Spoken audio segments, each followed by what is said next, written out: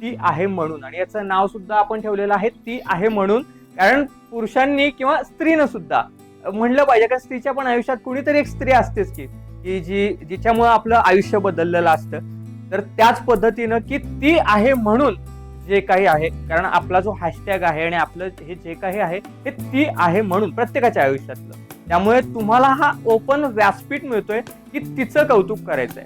मग तुम्ही तुमचं कौतुक करू शकता, तुमच्या मैत्रिणी असतील, कोणी आयुष्यातली सगळ्यात आवडती स्त्री असेल तर तिचं कौतुक आपल्याला या व्यासपीठावर करायचं आहे.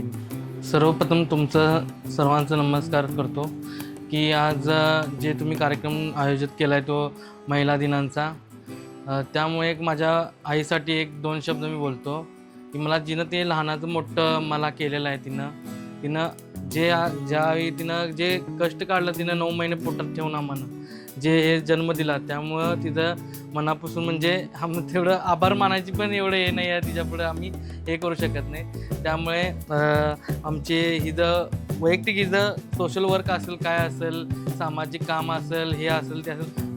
लास्ट टाईम मी नगरसेवकला पण उभारलेली होती लास्ट टाईम, म्हणजे ज्यावेळी मग वडिलांनी जरा तिचं सपोर्ट इथलं हे झालं, त्यामुळे तिची इच्छा खूप आहे की सामाजिक सेवा करण्याची खूप तिला हे आहे.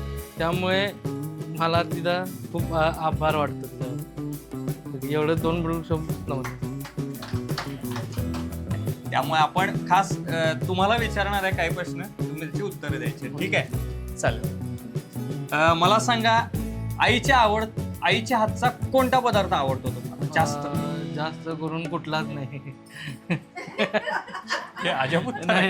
नाही आवडतो, फक्त तिनं भात आमटी मला जास्त करून लहानपणी तेच आम्हाला खायला गाठलेलं असतं. होय काय? त्याच्यात पण वेगळी मजा असते. ठीक आहे, आईची एक अशी आवडती सवय सांग की यामुळं आईचं बाबा आदर्श घेतला पाहिजे. एक सवय अशी म्हणजे तिनं आम्हाला, म्हणजे आम्ही शाळेला गेलो असून तरी आम्हाला चालवत तिनं आम्हाला शाळेत नेलेले आहे, चालवत तिनं.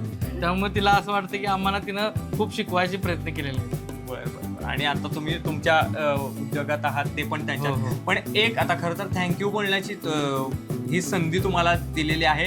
अशी कोणती एक गोष्ट आहे ज्यासाठी आयुष्यभर तिचे ऋणी आहात तुम्ही? एक गोष्ट कोणती की कायम ऋणी आहात असं वाटतं तुम्हाला? तसं म्हणायला गेला तर एक तिच्याकडून एक आदर्शच घेण्यासारखंच आहे, कारण की आईसारखंच देवासमोरही कोण नसतं. त्यामुळे सर्वप्रथम असेल ती आईच आहे माझी. त्यामुळे गोड क्षण आपण एन्जॉय करणार आहोत वारणा श्रीखंड सोबत.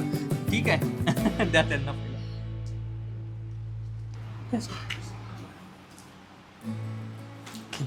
त्यांनी तुम्हाला बरोबर.